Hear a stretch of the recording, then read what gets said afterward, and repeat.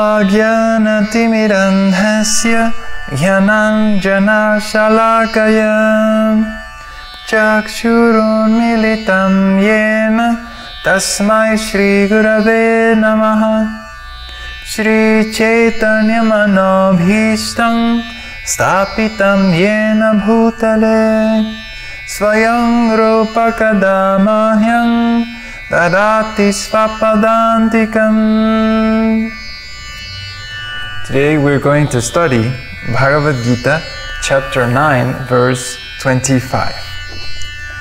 Yanti devavrata devam pitrin yanti pritivrataha bhutani yanti bhutyeja yanti madhyajinopimam.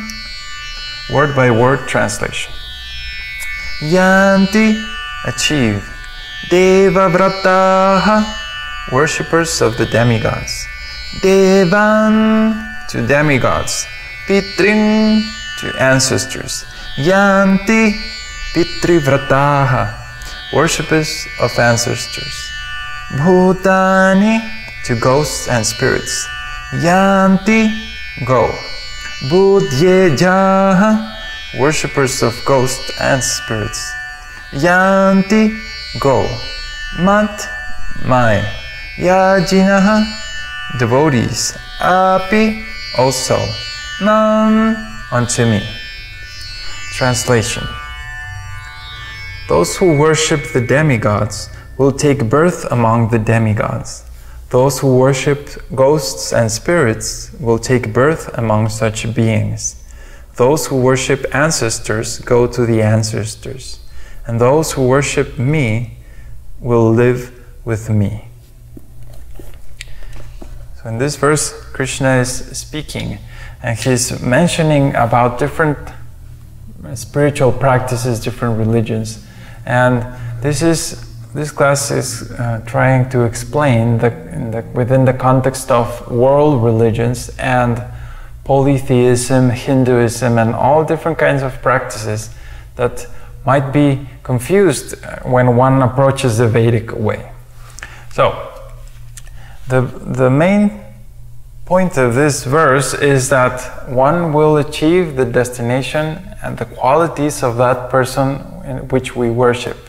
So we see even in this world, when we serve a certain person, we achieve the qualities of that person.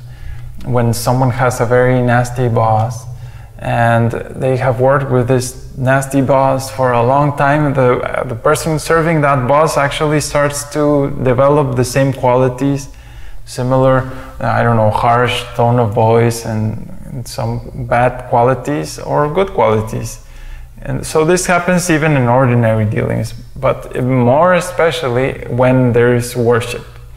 So there's, an innumerable amount of practices in the world, and some people worship ghosts and spirits. And I've seen Africa or Brazil, they just create a god from the god of the rock and the god of the salt and whatever, the sea, the sand, and they're speculator gods. They just make a form and is the pig of the heaven or whatever.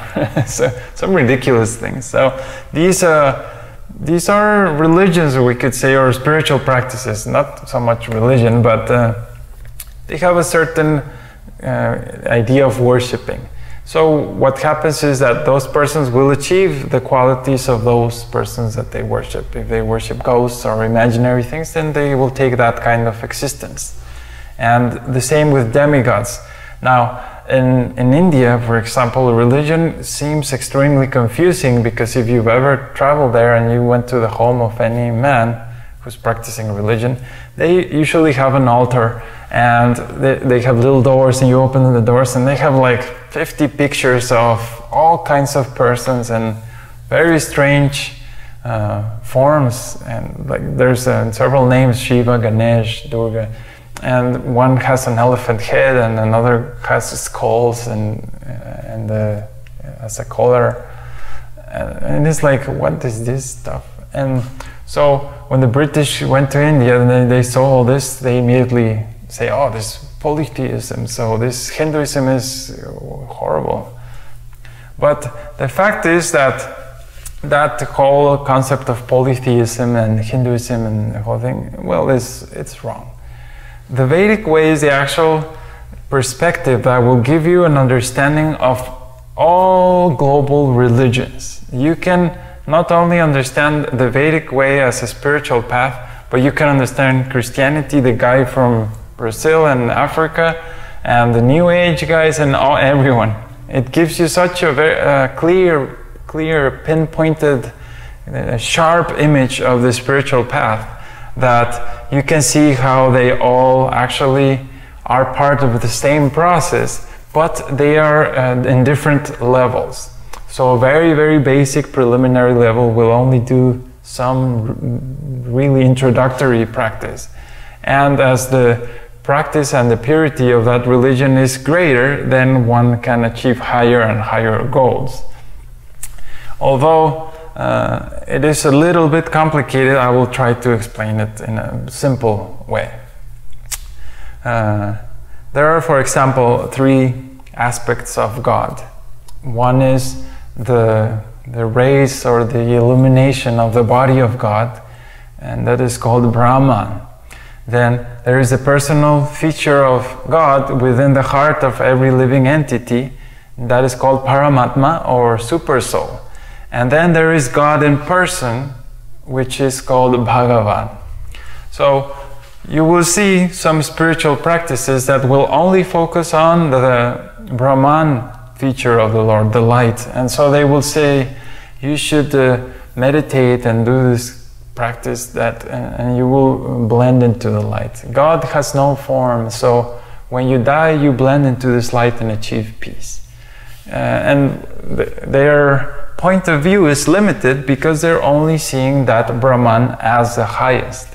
But then some other religions will go up to Paramatma and they will say, you should develop a relationship with God because He's within you, and all these things like intuition and inspiration, all these things, they come from God, and it's your relationship with God.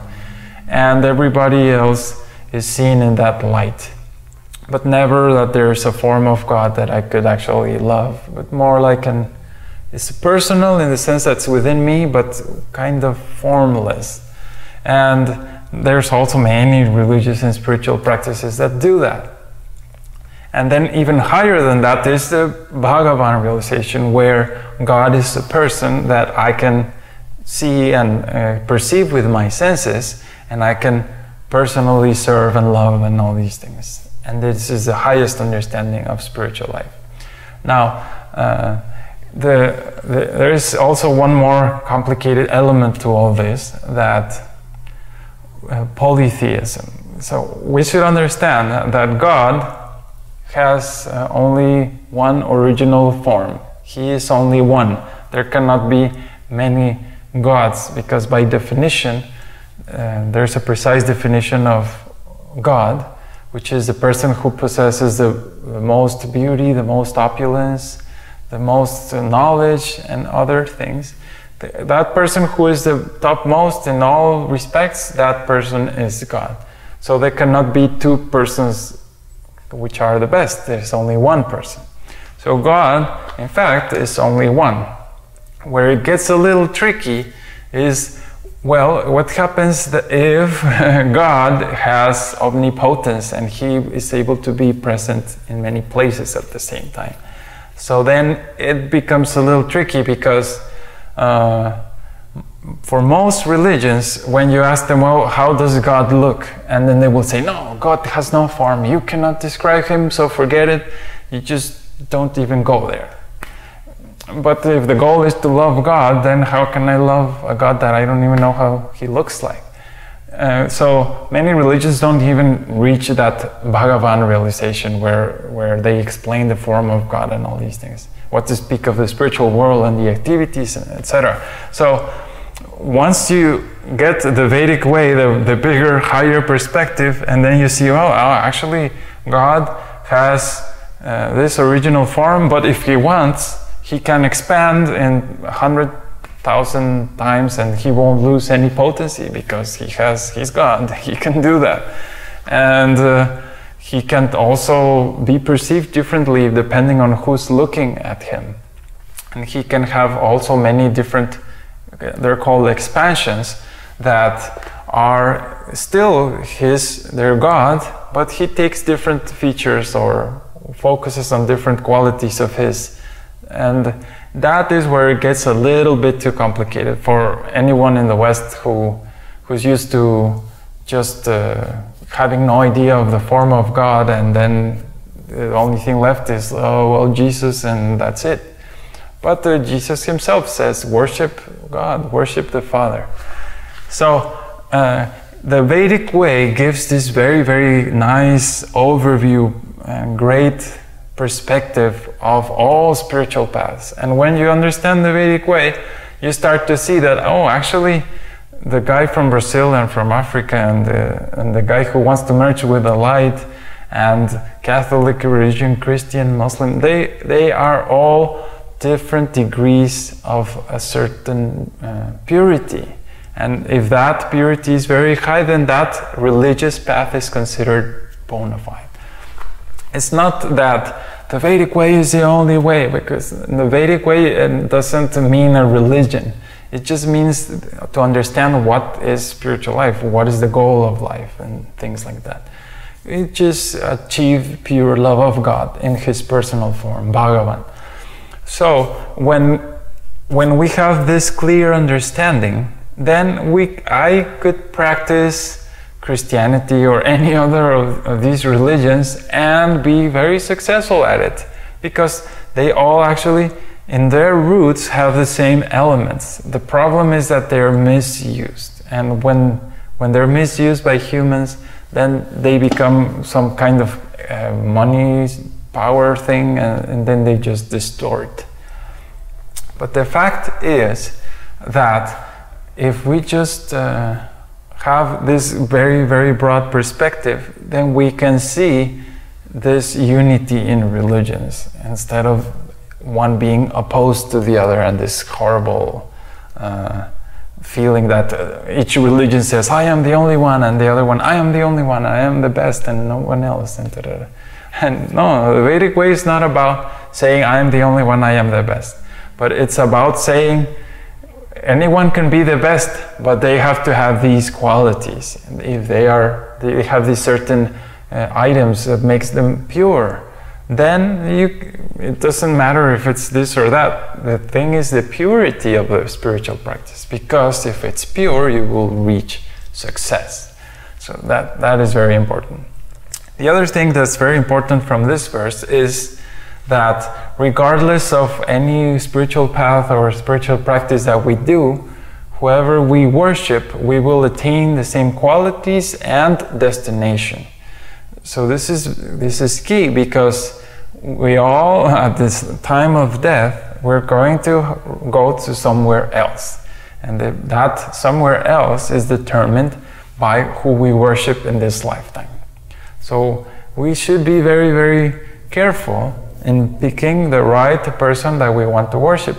Most people in this world, actually, they worship the music artist, the football player, or some kind of political leader, and well, they're going to achieve the place where they go. And I wouldn't want to go to a place where a politician is going. It's not very nice. And I wouldn't want to go to many places where these persons that are being worshipped go to. I want to go where God is, where the most beautiful, sweetest activities which is called Goloka Vrindavan, where the most beautiful, loving pastimes are being executed with God Himself, the most beautiful person in existence, where I can live there eternally and be totally happy. Even understanding these pastimes in this world is very, very elevating. Just reading about them, what to speak of being there, it's just a beautiful, amazing experience.